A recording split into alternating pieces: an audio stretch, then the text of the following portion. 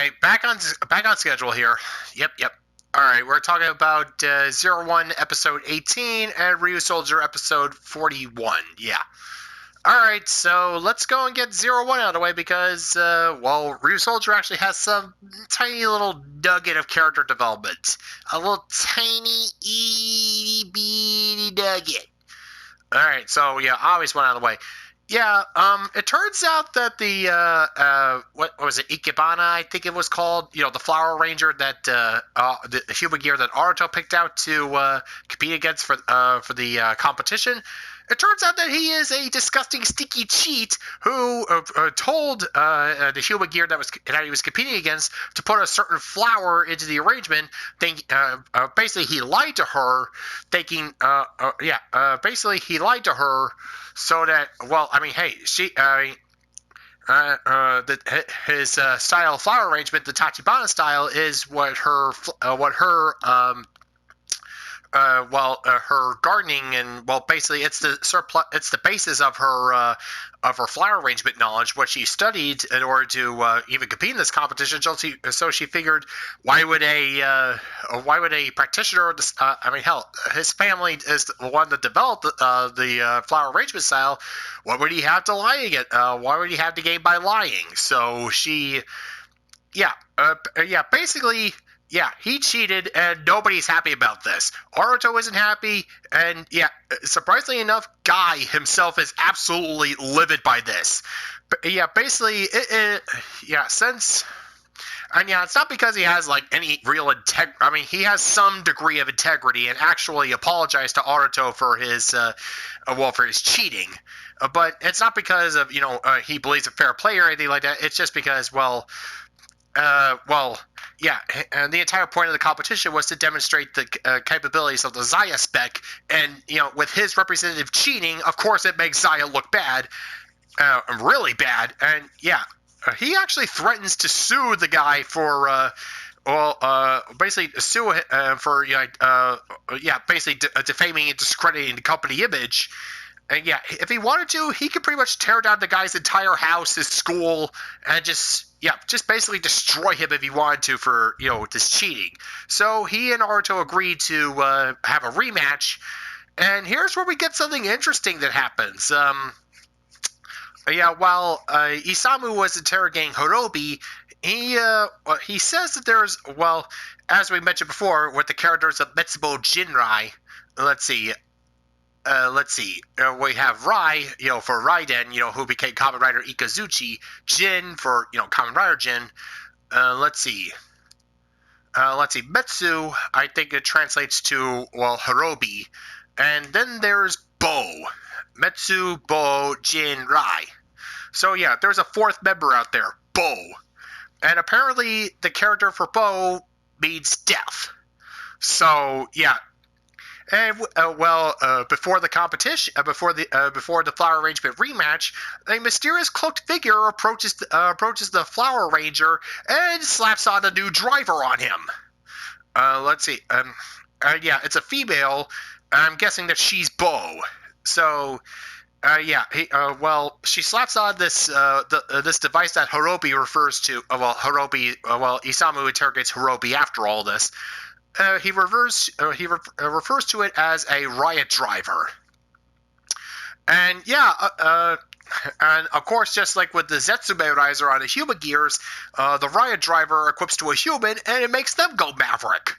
Although instead of Zetsume Rise keys, when a human transforms using the riot driver, they use a normal Progrise key. So the Flower Ranger transforms using the Rushing Buffalo Progrise key and becomes the Buffalo, not a Magir, but something else. I mean, there is some naming on there, but I'm just gonna wait till the show gives the term itself. So because inaccurate translations and all that. So there's a human Buffalo Maverick. And he's just, basically all the pressure got to him, and with Bo slapping the riot driver on him, it basically exacerbated it into a murderous rage. So, he turns into the Buffalo Maverick, And well, since both Aruto and Guy are on, oh yeah. Funny thing about Guy, apparently he's actually 45 years old. Hold on. Where's my phone? Where is my phone? Oh yes, there's my phone. It's right over there because after this, I'm going to immediately call my friend bullshit. He's supposed to be 45 years old, does he? And yeah, even Arjo's like, you look like you're 24 years old. And yeah, I know it's just the character. The actor himself is most likely like around, actually like 24. I mean, take it from me, that is one hell of a baby face. I mean, most people, when I'm shaven, when I'm clean looking, most people assume that I'm like around in my early 20s or so. So, actually, I'm more like my late 20s, but I'll let y'all figure that out for yourselves. But I mean, yeah, speaking of somebody who actually has a baby face like this, even I'm calling bullshit on this. Since, there's no way a 45-year-old man looks like they're 18 years old, no matter how much clean living they have, unless they have like massive amounts of collagen, or if it's like some sort of, or unless he's like pulling a Get Out, or like where he just takes his brain and put it inside of a.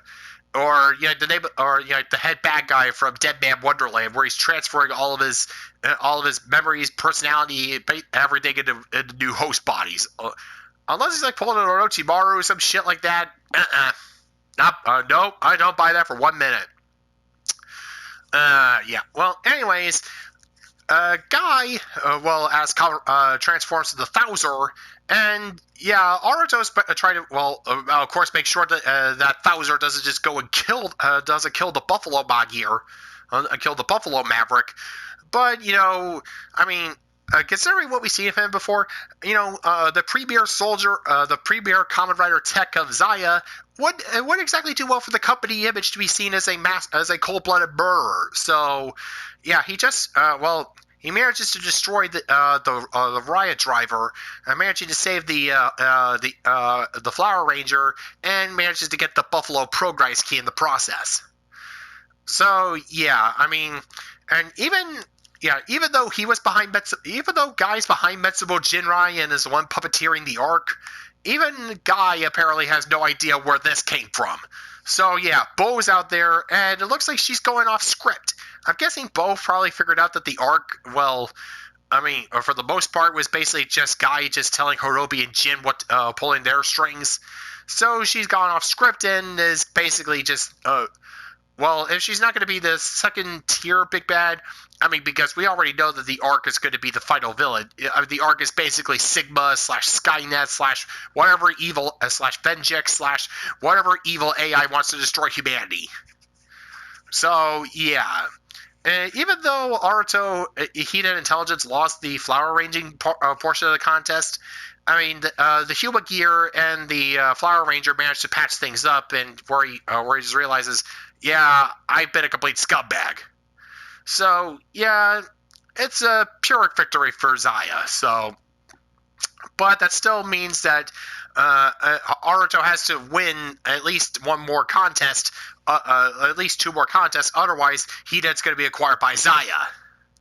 So yeah, Aruto, you might want to start taking this seriously. And yeah, episode 40. Speaking of bad guys that might not be all they appear to be, episode 41 of Ryusoulger, has some revelations for has Creon of all people come to a bit of a revelation about his relationship with the Druidons. The plot centers around another member of the Ocean Ryusoul tribe, aside from Canelo and Oto. And yeah, she was actually Canelo's fiancée, but she basically just thought that, yeah, just living for the fight against the Druidons, going by what Pleasant One was teaching them, she's just like, yeah, no, this isn't for me. And she basically just she left the Ocean tribe about 50 years prior, and has just basically been bumming around doing odd jobs ever since. And her latest one has her working as a production assistant on some B movie. And she's basically been told that if she continues to help out, then they might let her direct the next one. But of course, they're basically just stringing her along, and just they're just stringing her along because she's a hard worker. And Creon overhears this conversation, and he just figures, yeah, aside from basically the only reason that the Druidons have been keeping Creon around is because of his ability to make Minosaurs. I mean, basically the only two of the Druidons that actually like him, Tankjo and Waizaru, they might even just be, they just might be stringing him along. Or, at the very least, Tankjo definitely was. Waizaru definitely seems to actually have at the very least, he actually does consider Creon to be his friend. And yeah, considering that Waizaru's heart's being helped by Precious, yeah, he's gonna need all the help he gets. I mean, it's no mistake that Cachilius and Precious only just see Creon as a tool to make Minosaurs with. So yeah, how did the Ryusoulgers get involved in this? Well, Ulto recognized the Ocean Tribe, member, and she needed a prop to. She was missing a prop for the movie, so Oto decided to go and get one of the Soul Calibers, get one of the Ryusoulger swords to match the prop. But the only one she could find was Ryusoul Caliber. Yeah, Oto, you're kind of an idiot. So yeah, but of course, since the Ryusoulgers are just too nice for their own damn good, they decided to go and just let them use the. They stay on set to help out with the movie while keeping an eye on Ryusoul Caliber. Just letting them use it until the scene was finished shooting. Again, because they're just too nice for their own good. But of course, Creon initially thinks that if he gets the sword for Precious. Let's see. Precious was talking with Sudan that even though Ryusoul Caliber was pulled from the temple and Hellas is going to be released soon, they figured that they couldn't just let the Ryusoulgers keep such a powerful artifact, so Precious and Sudan's goal is to get the sword. And Creon thinks that if he gets it on his own, then Precious will actually respect him. But then he realizes, they've just been using me this entire time. And actually, when push came to shove, Creon actually tossed Ryusoul Caliber back to Ko and just saying, just my hand slipped. That's all. My hand slipped. That's all. Just shut up, jerks. Baka. Yeah, we're starting to see that Creon might be realizing, maybe helping the Druidons make the Minosaurs, maybe I'm being kind of a bit of an asshole. I mean, this whole thing isn't exactly unprecedented and unfounded. I mean, there have been plenty of times where villains in Sentai and, even Power Rangers where some of the villains realized, maybe I'm the asshole. I mean, what immediately comes to mind is let's see, what was her name again? Hysteria from O-Ranger, when she saw that Bolt-On Kaiser was holding a baby hostage while she herself was holding Bolt-On Jr. And she was like, what exactly is the difference between the baby I'm holding and the baby that Bolt-On's about to kill? And let's see, also, speaking of babies, like Nadira from Power Rangers Time Force, when she helped Trip help a pregnant woman give birth during a hostage situation, and also Jindrax and Toxica back in Wild Force when they basically just realized that Master Org is just only seen them as disposable tools. And it's been a while since I've seen Wild Force, and any others I might be thinking of. Those are just the ones I could think of immediately off the top of my head, where the villains realize, I've been helping. I've just been helping. Almost forgot. Let's see, Cantarilla and Luckiru from. Again, to parallel how much Ryusoulgers. Another parallel between Ryusoulger and Kyoryuger. Yeah, basically Creon's kind of going through similar stuff to Cantarilla and Luckiru. But I mean, again, it isn't just solely a Kyoryuger trope. I mean, it's been a precedent for shows before Kyoryuger and Ryusoulger, and most likely going to be afterwards. So I'm not really going to knock it for that. So yeah, long story short, we see the seeds of Creon possibly doing a heel turn on the Druidons, and well, first he's got a lot of people to apologize to for all the Minosaurs he's created and helped, tortured them to make them grow. So, I mean, hey, Creon from the start never really seemed like to be a outright malicious, unholy monster. I mean, even though he literally is heartless. I mean, he's not without ethics. I mean, we have seen before that he's he's basically like a kid that doesn't know any better. Like when he created that internet, when he worked with that content producer to go and create the dance video with him and some of the grunts, and where Creon accidentally created the internet Minosaur from when he got some of his green goop juice inside of his orange juice when they were toasting the celebration of the video's success. It's like, oh no, just accidentally get some goop juice in there.